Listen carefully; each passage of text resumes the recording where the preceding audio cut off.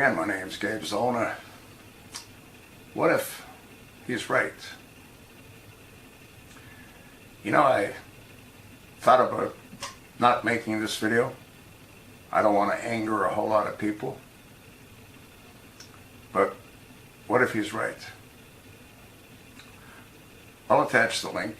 This was originally posted on December the 7th. Titled, I'm a brain specialist. I think Trump should be tested for a degenerative brain disease. I hope he's wrong. But what if he's right? Well, if he's right, it means Mike Pence will become president and that worthless speaker, Paul Ryan, will become vice president. When President Trump slurred his words during a news conference this week, some Trump watchers speculated that he was having a stroke. I watched the clip, and as a physician who specializes in brain function and disability, I don't think a stroke was behind the slurred words. But having evaluated the chief executive's remarkable behavior through my clinical lens for almost a year, I do believe he is displaying signs that could indicate a degenerative brain disorder. As the president's demeanor and unusual decision raised the potential for military conflict in two regions of the world, the questions surrounding his mental competence have become urgent and demand investigation. Until now, most of the focus has been on the president's psychology. It is now time to think of the president's neurology and the possibility of an organic brain disorder. Every day of my working life, I evaluate people with brain injuries. It falls to me to make decisions about what is normal and what is not, what can improve and what will not, whether or not any patient can work, what kind of work they can do, and pretty much everything else.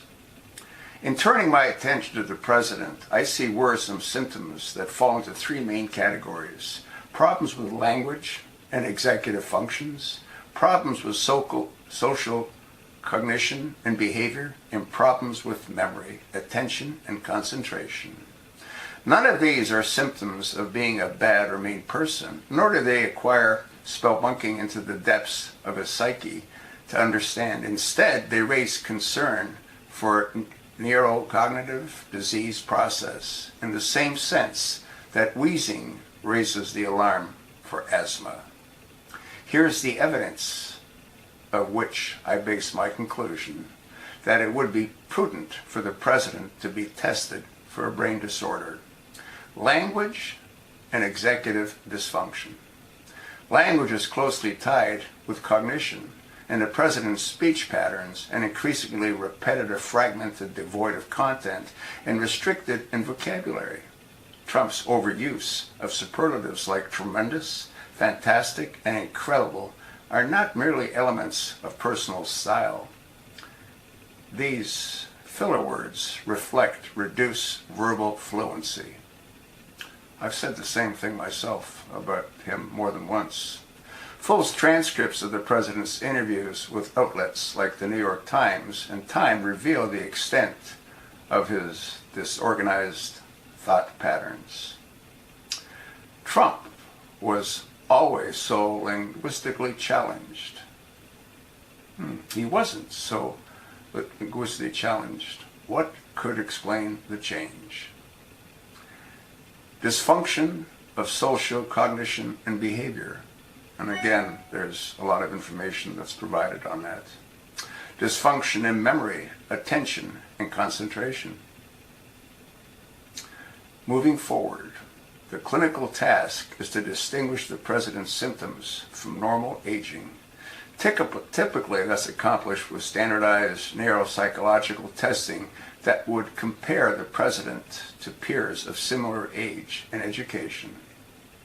It's perhaps useful to think of how many 71-year-olds in your life display similar behaviors, thoughts, and speech patterns as the ones we are witnessing in Trump.